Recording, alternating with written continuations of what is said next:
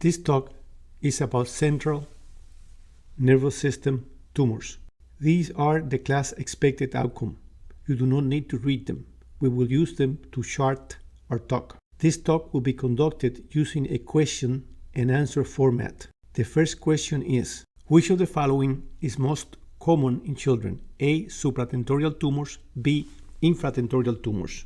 Brain tumors, based on their relation with the cerebellar tentorium, can be divided into supratentorial and infratentorial tumors. Supratentorial tumors can be further divided into those originating from the cerebrum hemispheres and those originating from the diencephalon. Infratentorial tumors can also be divided into those originating from the brainstem and the cerebellum. I will now add a figure in the lower frame corresponding to a line chart depicting age in years. Supratentorial tumors, as indicated by the green arrows, are more frequent during the first year of life and after the 16th years of life. From 1 to 16 years of age, infratentorial tumors corresponding to those indicated by the magenta arrow are more frequent. Overall, infratentorial tumors are more frequent during childhood, whereas supratentorial tumors are more frequent in adults. So the answer to this question is B.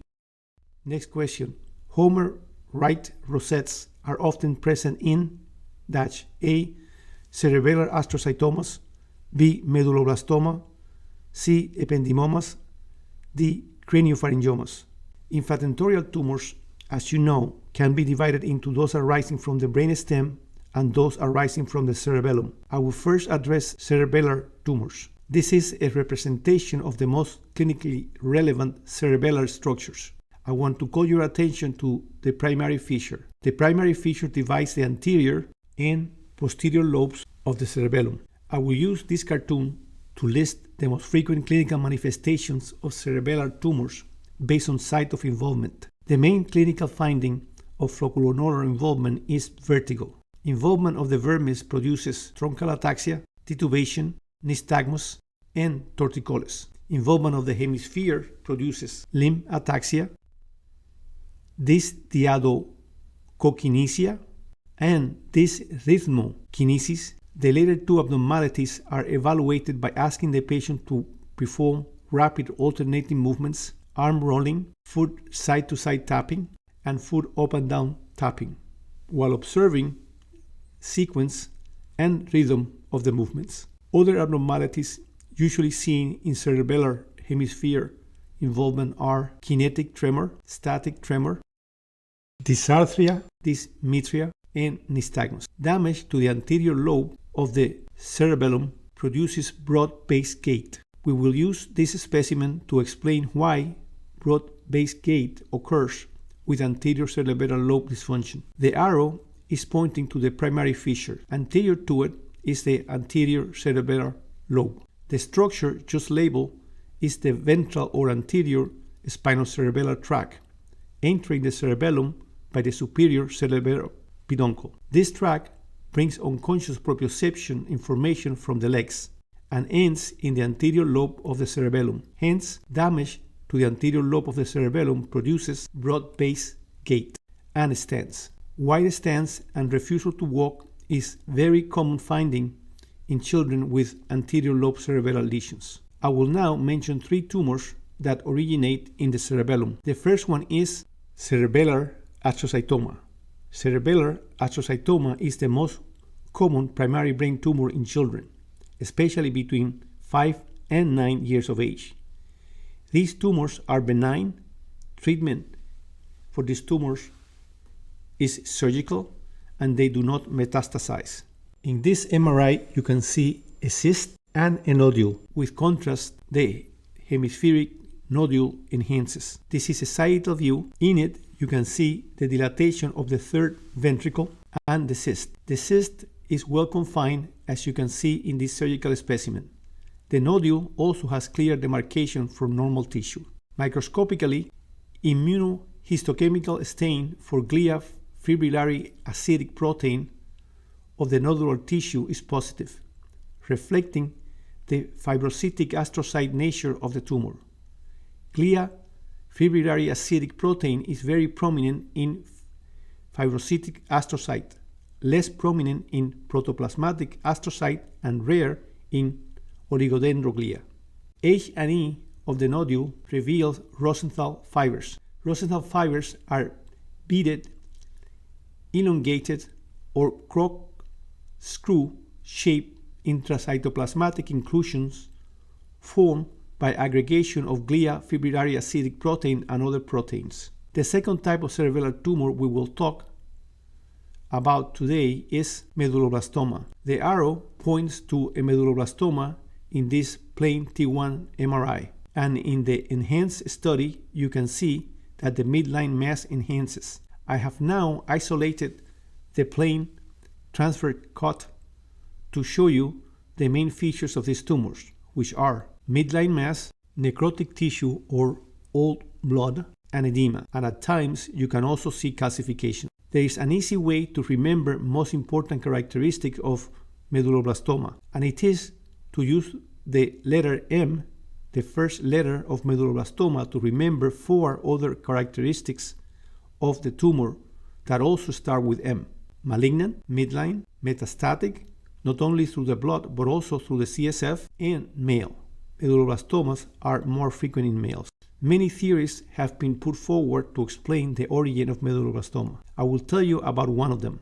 In this frame, I have introduced 4 important players in the development of the cerebellum: the external cerebellar neuron layer, the Purkinje cell layer, deep cerebellar nucleus or nuclei, and the granular cell layer. Now look at the figures in the upper half of this frame. We're going to go over a few things about each of these figures. Early in prenatal life, thickening of the rhomboencephalon produces the rhombic lips. The rhombic lips ultimately form the cerebellum. At this stage, you can see Purkinje cell precursors, a group of neurons destined to form the deep cerebellar nuclei, and the external cerebellar neuron layer. A bit later, but still early in the prenatal life, the external cerebellar neuron layer constitutes a thick layer of neurons in the external surface of the mesencephalon, engulfing the mass of Purkinje cells precursors. The external cerebellar neuron layer is destined to produce the granular cell layer, but at this point, the granular cell layer is still not present. At birth and during the first year of life, the external cerebellar neuron layer is still producing neurons destined to become granular cells. Notice the little island of external cerebellar granular cells at different locations of the cerebellar folia. As you can see, most of them have disappeared.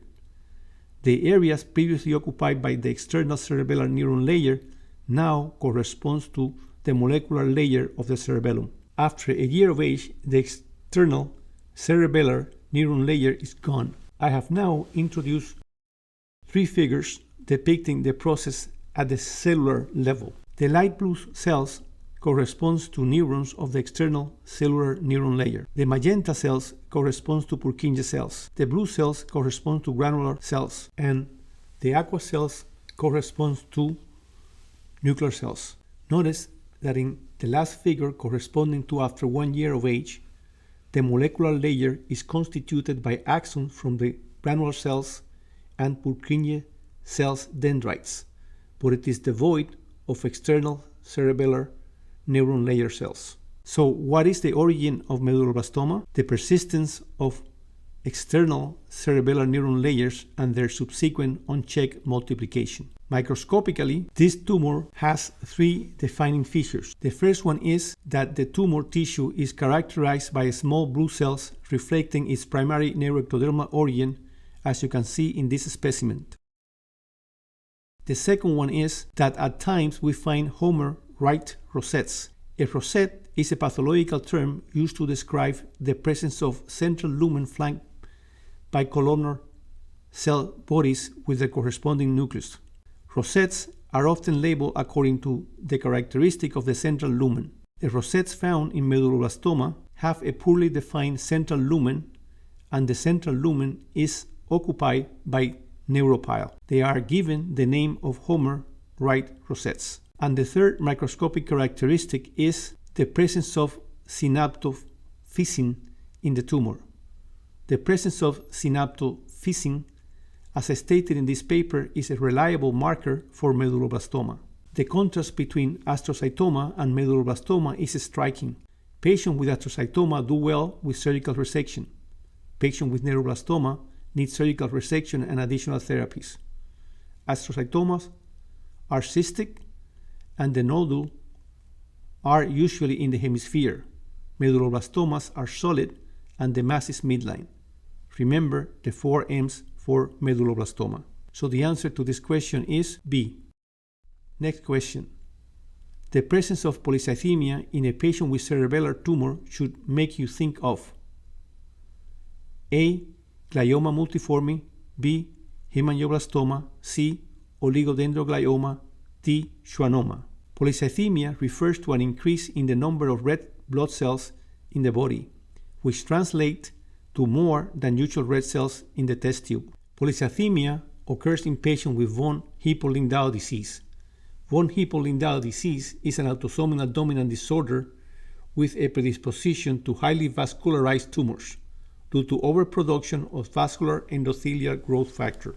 Von Hippel-Lindau disease is associated with retinal hemangioma, as you can see in this frame. This MRI shows an erythropoietin producing cerebellar hemangioblastoma. The arrow points to the tumor. Another tumor often present in patients with von Hippel-Lindau disease is renal carcinoma, as indicated here. So the answer to this question is B. Next question. Which of the following statement is not true about brainstem gliomas? A. May produce a combination of long tract signs and cranial nerve abnormalities. B. May be infiltrative or exophytic. C. Produces early signs of increasing intracranial pressure. D. Diffuse intrinsic pontine tumors have a bad prognosis. Having talked about cerebellar tumors, I will now address brainstem tumors. We will mention 3. The first one is pontine glioma. Here you can see a pontine glioma in a T1 MRI and in a T2 MRI sequence. Pontine gliomas can be focal, infiltrative, which have very poor prognosis, and exophytic. Exophytic pontine glioma intrudes into the fourth ventricle. Clinical manifestations are multiple cranial nerves involvement, long tract signs, behavioral problems. Hydrocephalus is not an early finding, regardless of the type of brainstem glioma. Hence, headaches is not a reliable early signs of pontine gliomas. Motor cranial nerve involvement and pyramidal tract involvement produces cross hemiparesis. I will mention 5 types of cross hemiparesis. They are often seen in adults with vascular diseases. Hence, they are often referred to as vascular brainstem syndromes. They can also be seen in patients with brainstem tumors.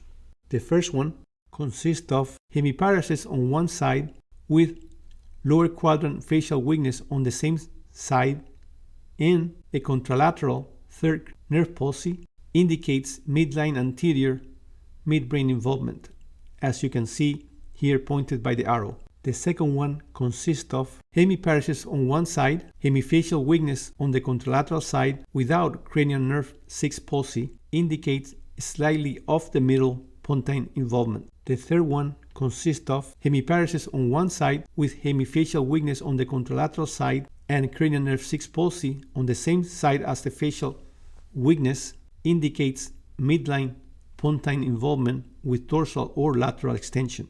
The fourth one consists of hemiparesis on one side without facial weakness but with cranial nerve 6 palsy, indicate anterior midline pontine involvement. And the fifth one consists of hemiparesis on one side with contralateral cranial nerve 12 palsy, indicates anterior medullary involvement. Damage to the trigeminal nerve structures involved in pinprick and temperature sensation and to the spinothalamic tract as it ascends in the brainstem produces cross hemisensory syndromes. Pinprick and temperature deficit on one side of the body and contralateral pinprick and temperature facial sensory deficit, regardless of the distribution of the deficit in the hemifacial region, in the lower or upper region, indicates lateral medullary involvement or lateral lower pontine involvement on the side of the trigeminal deficit. So the answer to this question is C.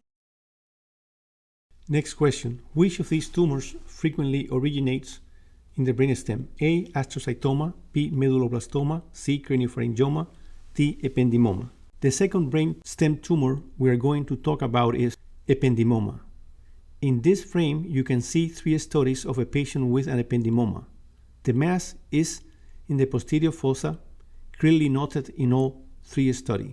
In addition, the CT shows calcification. A plain MRI shows the mass to be intraventricular, judging by the center point of the mass and the displacement rather than infiltration of the pons. The mass is enhancing in this third study. The hallmark clinical manifestation of ependymoma is hydrocephalus. Hydrocephalus occurs early in the course of this disease. In this frame, you can see a gross specimen with a large mass corresponding to an ependymoma. Microscopy of ependymoma often reveals perivascular pseudo-rosettes and true ependymal rosettes. In this frame, you can see a representation of a pseudo-rosette, the lumen being occupied by a vessel. And in this new frame, you can see an schematic representation of a true ependymal rosette. The ependymal rosette center lumen is well demarcated and cilia can be seen going into it. Electromicroscopy of the columnar cell often shows basal ciliary bodies, formerly called blepharoplast, at the base of the cilia. Basal ciliary bodies are constituted by conglomeration of proteins forming rod-like shaped structures close to the nucleus. Basal ciliary bodies are likely modified centrioles. So the answer to this question is D. Next question. Please take a look at this picture and decide which cranial nerve is most likely affected. A. Cranial nerve 1, B. Cranial nerve 2, C. Cranial nerve 8, D. Cranial nerve 12. The third brainstem tumor we are going to mention is often found in patients presenting with the condition affecting this patient is neurofibromatosis type 2, and the tumor often occurring in this patient is cerebellar pontine angle vestibular schwannoma. Unilateral cerebellar pontine angle vestibular schwannoma is usually found in patients with NF2. Bilateral cerebellar pontine angle vestibular schwannoma is only found in patients with NF2. NF2 is an autosomal dominant condition due to a mutation in NF2 tumor suppressor gene, also called Merlin, on chromosome 22. The clinical manifestations of cerebral angle pontine tumor includes deafness, vertigo, facial weakness, and ataxia. Cranial nerve 8 pathology produces deafness and vertigo. Cranial nerve 7 pathology produces hemifacial weakness. Cerebellar involvement produces ataxia. Involvement of cranial nerve 5 and involvement of cranial nerve 9 and 10 indicates a large tumor. Microscopically, schwannomas are S100 positive. S100 is a protein named so because it is soluble in 100% saturated solution of ammonium sulfate at neutral pH. You can see in this frame a specimen corresponding to a schwannoma being strongly S100 protein positive and a control tissue also stained with S100 protein. So the answer to this question is C. Next question. Which of the following tumors arises from Franke's pouch? A. Craniopharyngioma, B. Dermoid tumors, C. Epidermal tumors, D. Chordoma tumors. Supratentorial tumors can involve the hemispheric white matter and gray matter, or midline structure. Potential site of midline supratentorial tumor involvement are the hypophysis, hypothalamus, thalamus, and pineal region. We will start by looking at hypophyseal tumors. We will mention 2 tumors in this structure. The first one is craniopharyngioma. Craniopharyngioma exhibit a bimodal distribution, with one peak among children and the second among patients 55 to 65 years of age. You can see in this CT a midline mass with calcification and significant ventricular dilatation. In this coronal MRI, you can see that the mass is compressing the chiasm. And here you can see that the mass is enhancing and well delineated. The mass was surgically excised in this patient. Inside of it, we would find cholesterol crystals, nodule of wet keratin, and motor oil-like fluid. Clinical manifestations include bitemporal hemianopia due to optic chiasm compression, progressive macrocephaly, and short stature due to growth hormone deficiency resulting from pituitary compression. The origin of craniopharyngioma is the Ranke's pouch, as indicated here. In this frame, I have represented the rostral area of a 5 to 7 week embryo. The small blue structure represents neuroectoderm, destined to contribute to the formation of the pituitary. The red structure below represents oropharyngeal ectoderm. I have now enclosed the area with these two structures and enlarged it to better show them to you. Here we can clearly see the neuroectoderm destined to become part of the pituitary and the oropharyngeal ectoderm. The oropharyngeal ectoderm forms a structure called the Ranke's pouch. Weeks later, the neuroectoderm advances downwards and the Ranke's pouch goes up, while it is being encroached by bone. As a consequence of this encroachment, a cleft develops due to the fusion of the lower walls of the Ranke's pouch. Months later, the bone fuses, and the now joined neuroectoderm and pharyngeal ectoderm becomes an intracranial structure. This structure includes the adenohypophysis. The adenohypophysis, a pharyngeal derivate, can be divided into pars glandularis, the cleft, which is still present but now very thin, pars intermedia, just behind the cleft, and pars tuberalis, around the stalk. Behind the adenohypophysis, arising from the neuroectoderm, we have the neurohypophysis. So the answer to this question is A. Most pituitary adenoma arise from A. somatotrophs, B. lactotrophs, C. corticotrophs, D. thyrotrophs.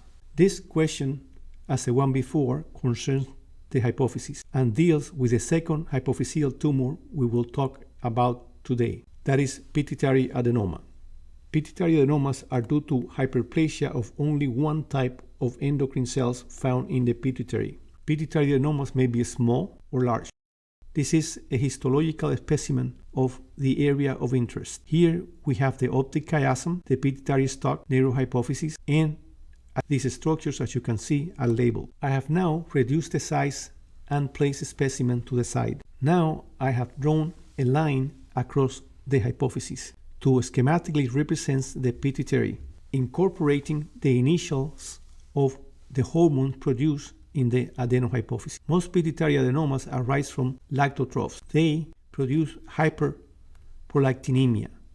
These tumors probably occurred due to lack of lactotroph suppression due to lack of dopamine, which leads to galactorrhea in men and women, amenorrhea, decreased bone density in women, decreased libido in men and women, and infertility in men. These tumors may be treated with bromocriptine, a dopamine agonist. Adenohypophyseal tumors may also arise from gonadotrophs. Tumors from these cells produce acromegaly or giantism. You can see in this frame the gradual change in facial features in acromegaly in a period of about 10 years, from 1977 to 1988. Adenohypophyseal tumors arising from corticotrophs produce Cushing syndrome.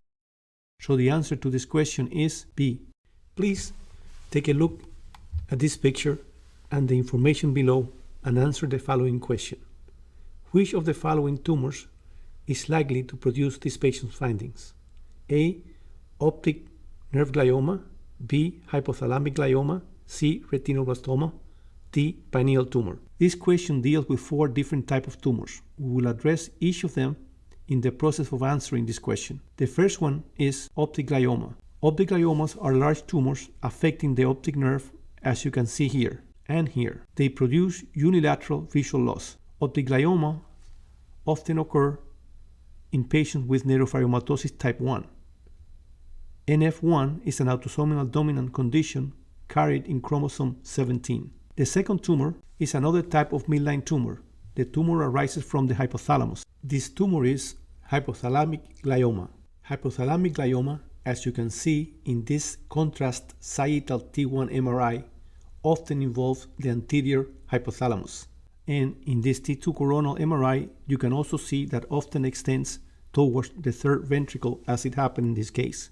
The clinical manifestations of hypothalamic glioma often warrant the use of the term diencephalic syndrome or Russell syndrome to describe the findings they produce. The manifestations of this syndrome are usually encountered between 1.5 and 3 years of age, but at times they are encountered during infancy. The patient displays failure to thrive despite good appetite. Hyperactivity is also noted and growth is accelerated. The growth chart of patients with this syndrome are very characteristic. Weight is greatly affected with significant drop, but length is spared or accelerated. The third tumor listed in this question is retinoblastoma. A common presentation of retinoblastoma is leukocoria.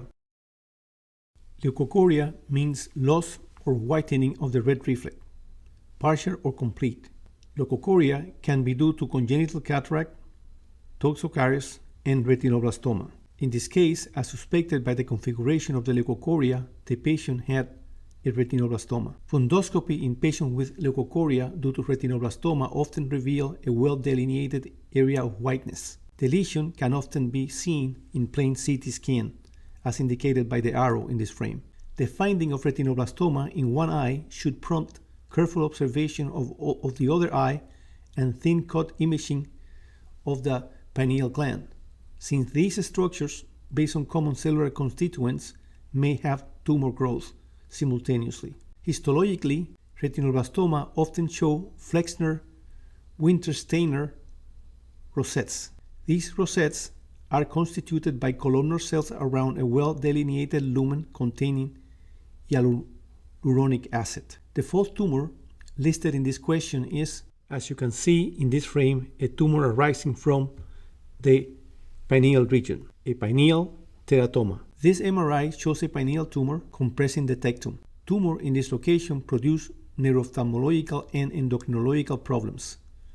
The neuro-ophthalmological problem caused by tectal compression is called Parinaud syndrome. Parinaud syndrome is also known as the dorsal midbrain syndrome.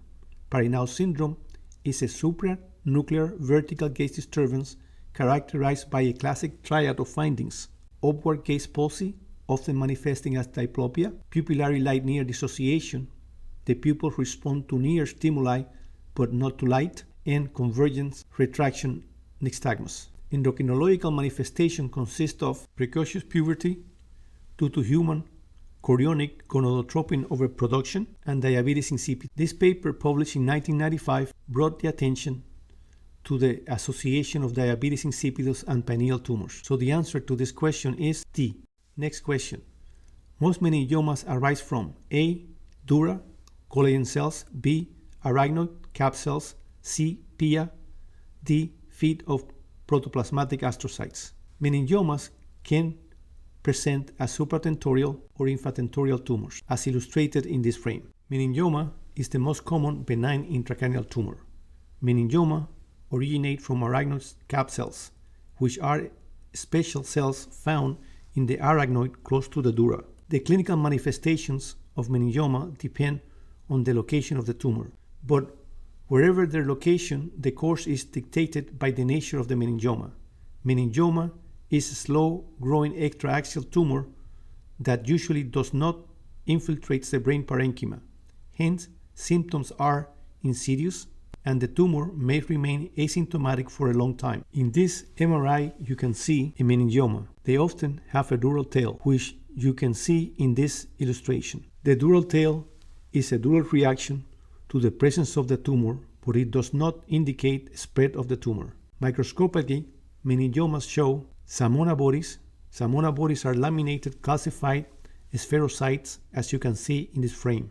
Treatment consists of surgical resection or radiotherapy. So the answer to this question is B. Next question. This tumor is likely to present with A. visual changes, B. auditory changes, C. behavioral changes, D. sensory changes. This MRI shows the right frontal lobe center in the anterior of the cingulate gyrus with expansion to the left side. The area of signal void are likely calcifications, a common finding in slow-growing tumors. Spectroscopy, which reminds me of electrophoresis despite not being so, detects chemical compounds based on their resonant frequencies. Resonant frequencies is given using parts per million units, going from the right to the left. Those chemical compounds with high resonance frequency being on the left. N-acetyl aspartate, NAA, a neuronal marker, has a resonance value of 2 ppm. N acetyl aspartate is the tallest peak in white and gray brain matter in normal tissue, but not so in this tumor. In this tumor, choline, a cellular membrane marker, is the highest, indicating a slight high-grade malignancy because peaks in the area of the scale corresponding to lactic acid and lipids, which indicate anaerobic glycolysis and brain destruction respectively, are not present. Elevation of lactic acid and lipids occurred in high-grade malignant tumors. Microscopy at low power, you can see glia cells and finely branching capillaries that may take on a chicken wire appearance. You need to use your imagination in order to see it.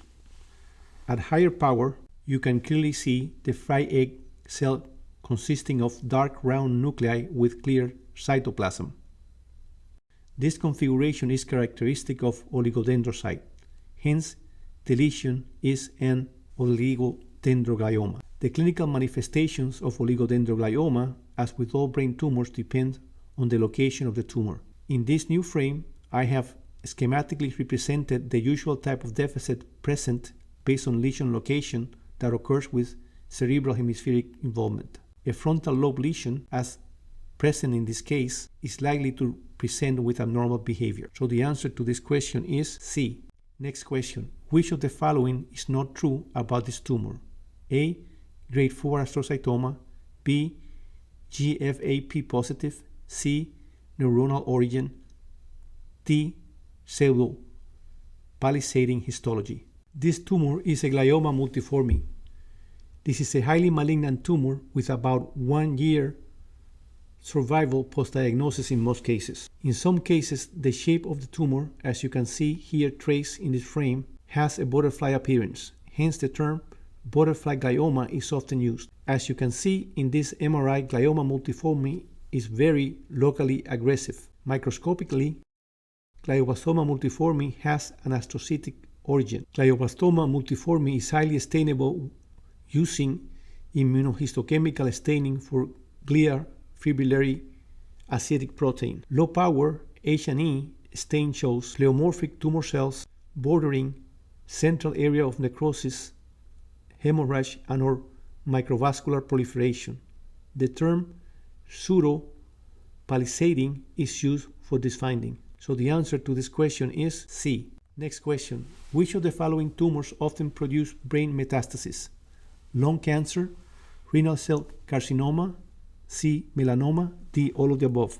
Metastatic brain tumors are characterized by multiple of or single brain masses with ring enhancement and usually surrounded by edema. Brain metastases are more prevalent than primary central nervous system tumors. They often occur at the gray-white matter junction or in the arterial watershed areas. The histology depends on the primary tumor. The tumors most likely to metastasize to the brain are lung cancer, renal cell carcinoma, breast cancer, melanoma, and gastrointestinal tract adenocarcinoma, the majority of them arising from the colorectal area. So the answer to this question is all of the above.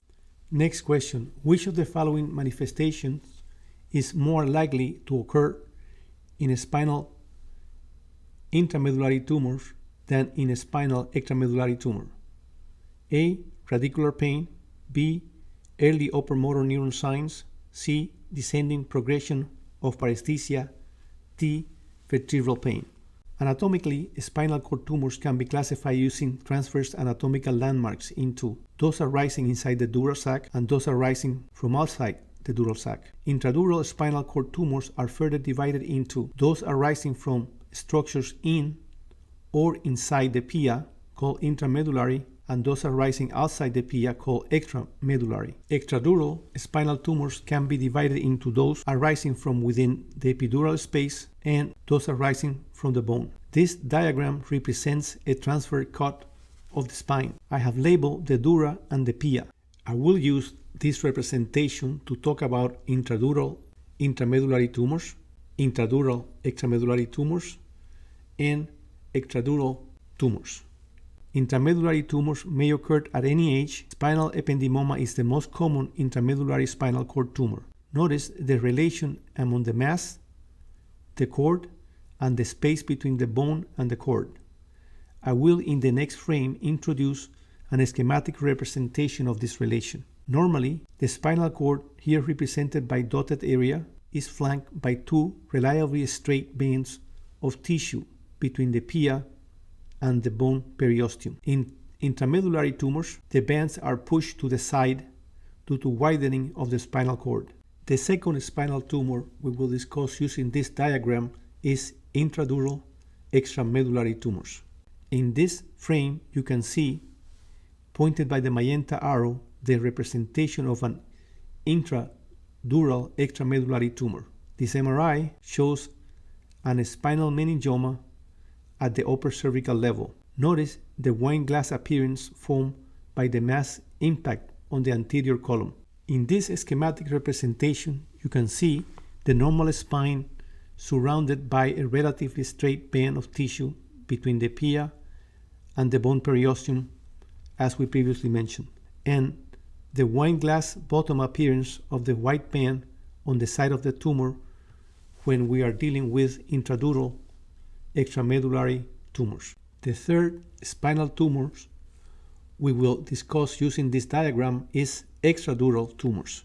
Extradural tumors can arise from the epidural space, usually due to metastasis, or from the bone. They can also represent invasion of the extradural space by spinal nerve tumors. This is an example of a metastatic bone tumor producing a spinal compression. I will again schematically represent it. As you can see, extradural tumors push the spine, obliterating both columns, but deviating both white columns in the same direction. The clinical manifestation of spinal tumors differ according to the speed of progression of the tumor. Fast-growing tumors produce more devastating manifestation than slow-growing tumors. The vertical location of the tumor, cervical spinal tumors produce different constellation of findings than lumbar spinal tumors, but also according to the transverse location of the tumor. Intramedullary tumors produce a constellation of findings called intramedullary clinical findings. These findings are clearly different from those produced by intradural, extramedullary, epidural, and bone tumors compressing the spinal cord. In this table, you can see clinical findings that help distinguish intramedullary syndrome produced by intramedullary tumors from extramedullary syndrome produced by extramedullary, intradural, or extradural tumors. Radicular pain is uncommon with intramedullary tumor and common in extramedullary tumors. Vertebral pain follows the same pattern. Funicular pain, characterized by diffuse burning and sometimes knife-like localized pain in the trunk or extremity, is more common in intramedullary lesion than with extramedullary lesions. Upper motor neuron signs tend to be late finding in intramedullary tumors and early findings with extramedullary tumors. Lower motor neuron signs are prominent in intramedullary lesions. Sensory loss dissociation with regional loss of pain and temperature sensation with a spare of proprioception sensation occurs with intramedullary tumor and does not occur with extramedullary tumors. Sacral sparing occurs with intramedullary tumor, sphincter abnormality early in caudal intramedullary lesion and late in extramedullary lesions. Paresthesia progression has a descending quality with intramedullary tumor and an ascending quality with extramedullary lesions. It may seem that the difference between intramedullary and extramedullary syndromes are difficult to remember, but not so if you recall spinal cord anatomy and conceptualize that intramedullary tumors push from the inside to the outside, whereas extramedullary tumors push the cord from the outside to the inside. Hence, sensory dissociation affecting pain and temperature but not proprioception is characteristic of intramedullary lesions as the result from involvement of the crossing spinothalamic fibers and the fact that proprioception fibers do not cross in the spine. A similar principle can be used to explain the descending pattern of paresthesia with intramedullary mass if we consider the arrangement of the spinothalamic sensory fibers. An intramedullary mass, as it expands, will compress cervical fibers, then thoracic fibers, then lumbar fibers, and then sacral fibers. Hence, paresthesia would seem to start in the arms and then move to the legs. Extramedullary lesions will, since pushing from the outside, involve the sacral fibers first and the cervical fibers last. So the answer to this question is C. Thank you very much for your attention.